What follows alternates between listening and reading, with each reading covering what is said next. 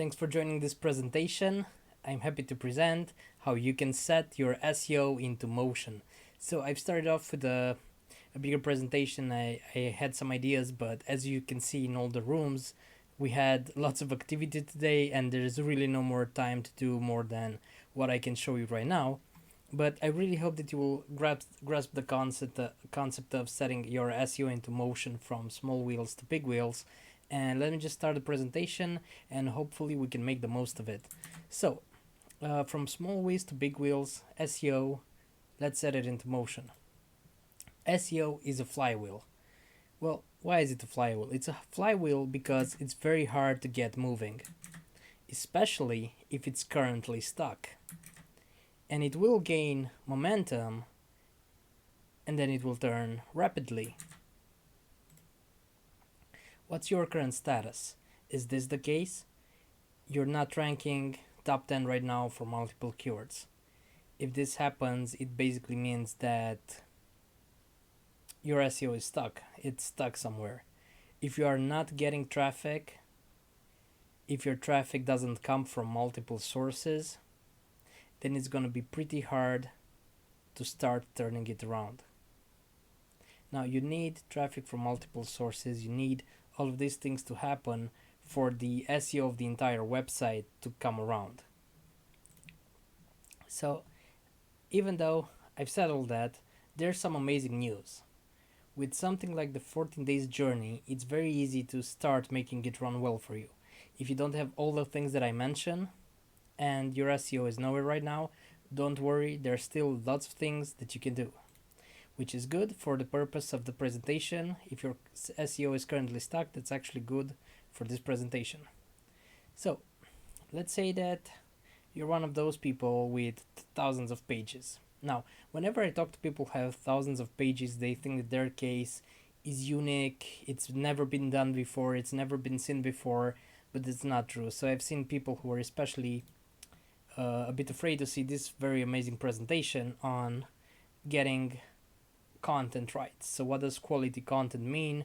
What does content actually mean? And a lot of people, they're really afraid to look into this because they feel like it's too much. But if you want to create content, you need to remember that SEO content means all of these three very big things right here. It means the apple juice, which is the content itself. Those are the words on the page.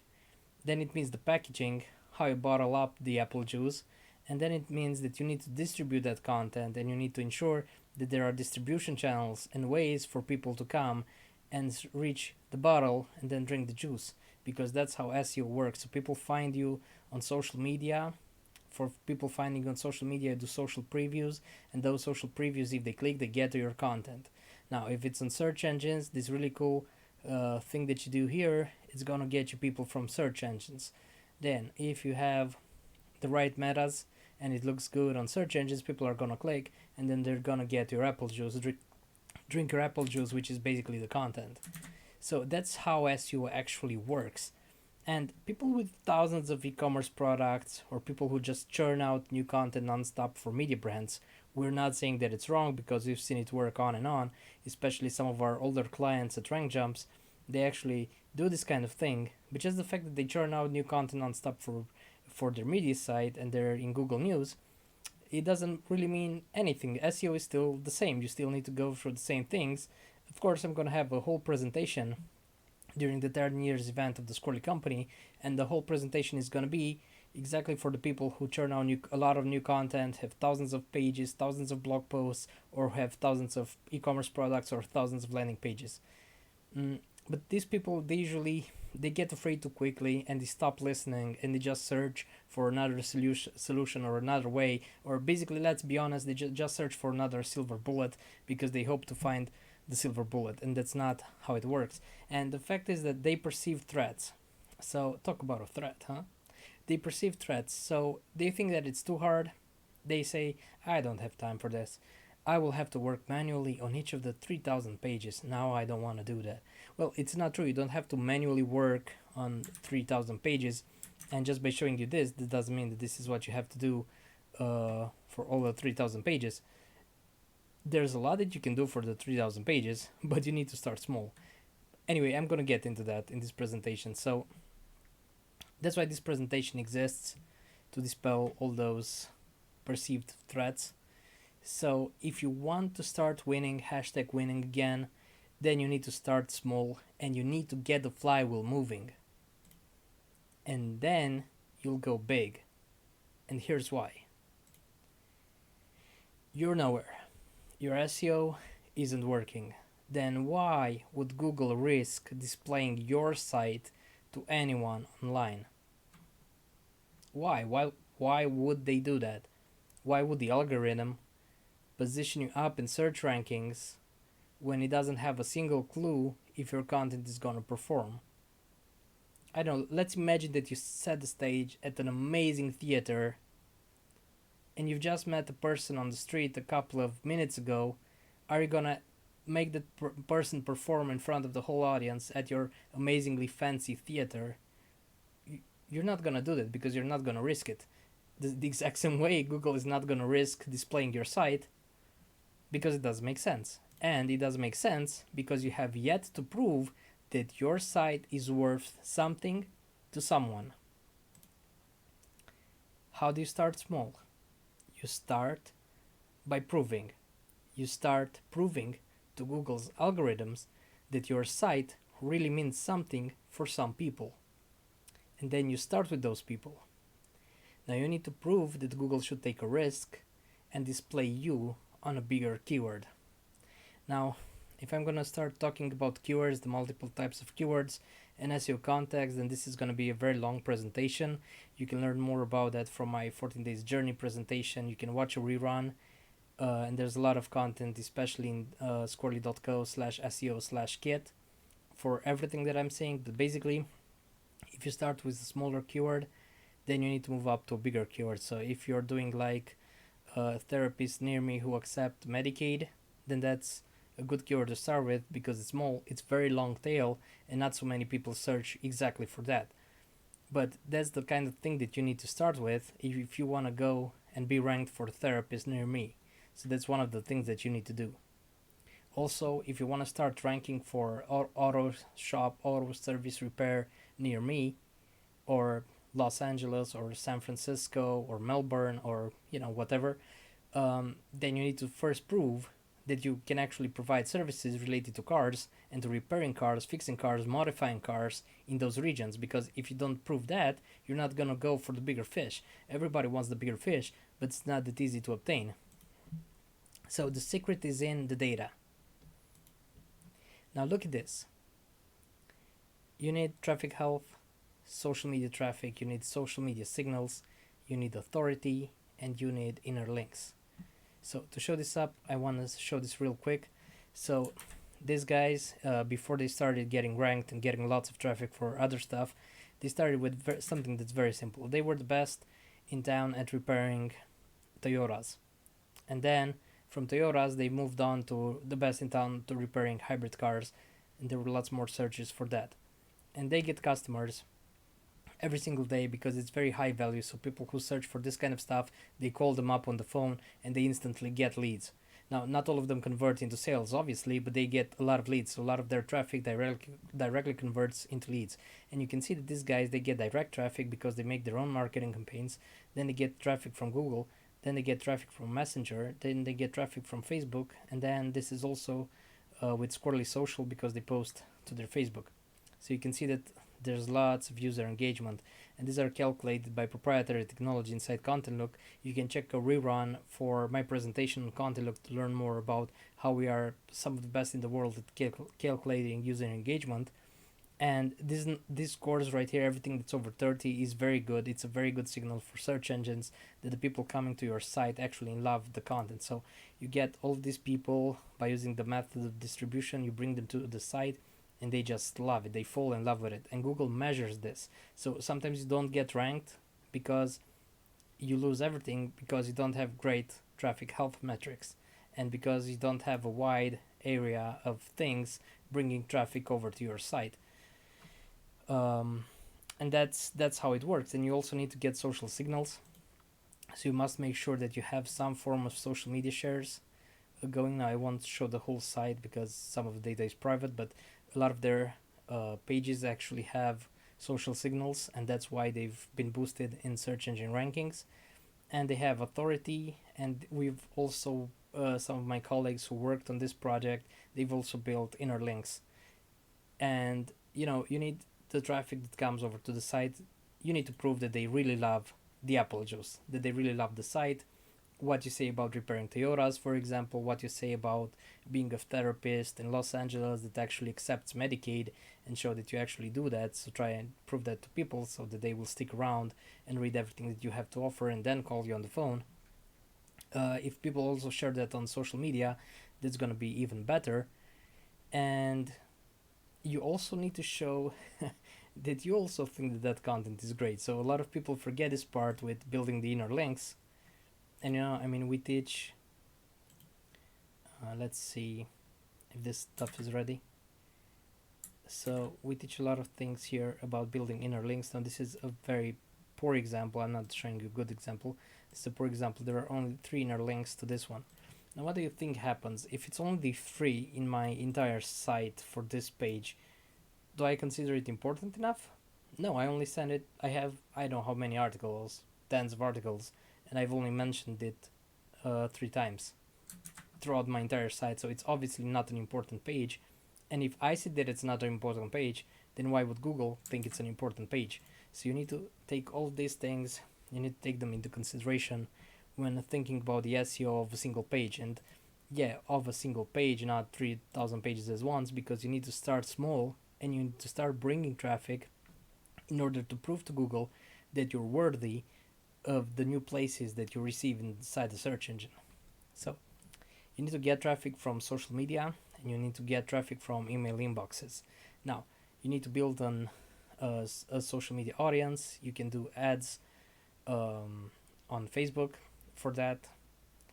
You can build an email list. I mean, you should build an email list. I've seen tons of small businesses building email lists. One of my friends bought a restaurant for 20K.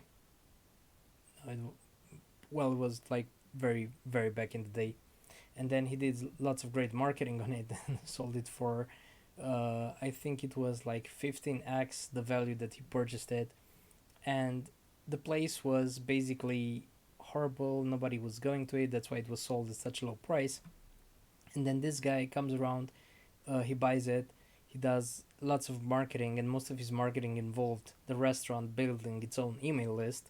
And then he emailed lots of those customers. He kept getting repeat customers. The value increased, and they didn't have to spend anything on new marketing and on acquiring new users, because they just kept getting the same users over and over again to the restaurant, and it was the same people coming over and over again due to the email marketing campaigns.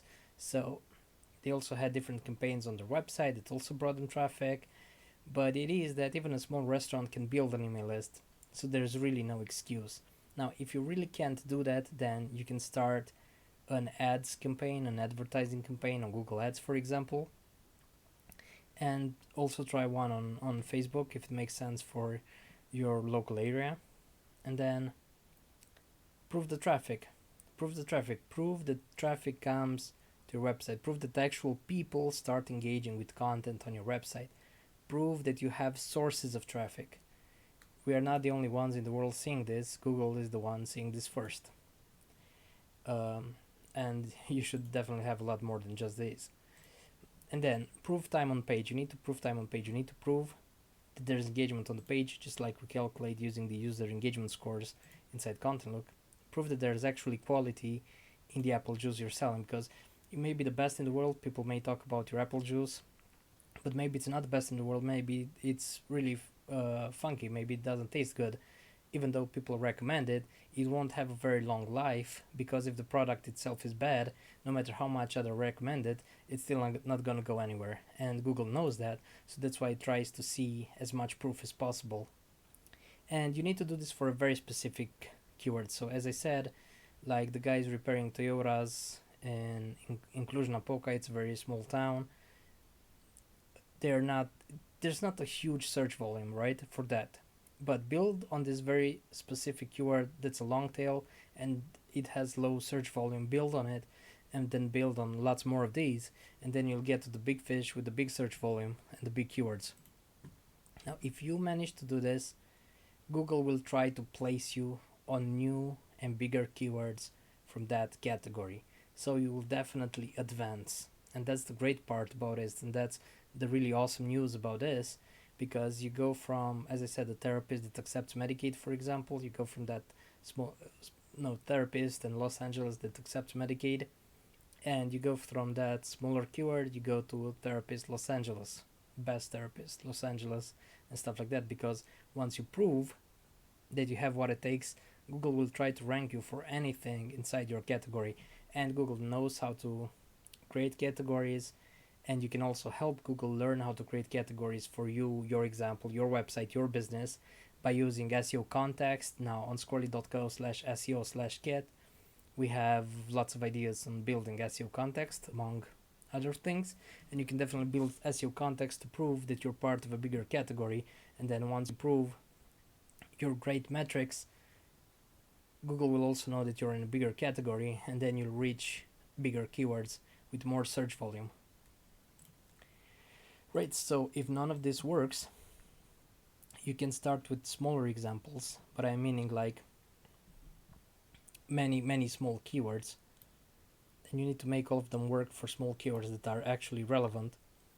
And then Google should also see your traffic multiplying. So if you do this and you start becoming very good at optimizing and making many small pages with many small keywords, so low search volume keywords and long tail form, that's what you're looking for, then if you go and improve and you get many of those ranking, Google will see that your traffic multiplies. And because it sees your traffic multiplying, and it will see that your traffic is constant and that it's in a certain niche, so in a certain category, then it will start taking more risks with your site. Now, a lot of people don't understand this, but Google is taking risks. That's why sometimes you see that all of a sudden you're ranked in top 10, and then maybe a few hours later, a day later, or a week later, you're going down again. And that happens because Google just took a chance on you. You didn't perform well enough, and then they bring you down again so that they can bet on somebody else. And this happens according to different aspects of your competition, the competition on those keywords, how much the competition evolves. So it's really related to a lot of other things that are happening there. But you need to make sure that once you hit the spotlight, you can actually deliver. That's what I'm trying to say. And if your traffic will grow, not just by multiplying, no, I mean, and if all of this happens and Google starts taking those bets, then your traffic will grow, and not just by multiplying as you do by targeting many smaller keywords, you multiply them. So each time you bring a new one that ranks, bring a new one, bring a new one, bring a new one, you've just reached scale. But Google will actually help you build traffic exponentially, and you will not just stack up. Google will take you like this. So are you still trying vainly to SEO thousands of pages at once? Tough luck. That's a sure way of wasting time and money. Start with the small wheels, set them into motion, then you'll start reaching rankings for keywords that you couldn't be displayed on before. And then your entire SEO on thousands of pages will start working without you having to individually work on each and every one of them. Google will just try to place you in search more often because your velocity is better and because you keep proving you're a good bet. So even if you see yourself one day in the spotlight, you see that you've reached top 10, you shouldn't really go to sleep. You should start proving yourself, and you should start bringing traffic to that page that was just ranked. So if the status is just ranked by Google on a bigger keyword, then you need to prove it. So just start driving traffic from email lists, from social media, from ads. Just start driving traffic, quality traffic that actually spends time on the page. Drive it to the page, and then you will prove to Google, we were right about this page, we were right about this guy, we were right about this website. And just keep proving that, and Google will say, okay, so we're gonna keep this guy here for at least another 3 months. And that's how you actually maintain your positions in the search rankings. And you started small, and then you went big, and this can be your story. Just think about this and start doing something about it. Now the great thing is that you can start with easy way to get started with SEO. I'm gonna have a presentation on this, or you can start with the 14 days journey and watch a rerun on that.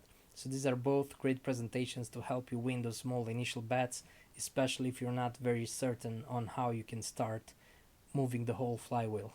Okay, thank you very much for your time. This has been the presentation. You can stick around for the Q&A, and I'll see you on all the other panels.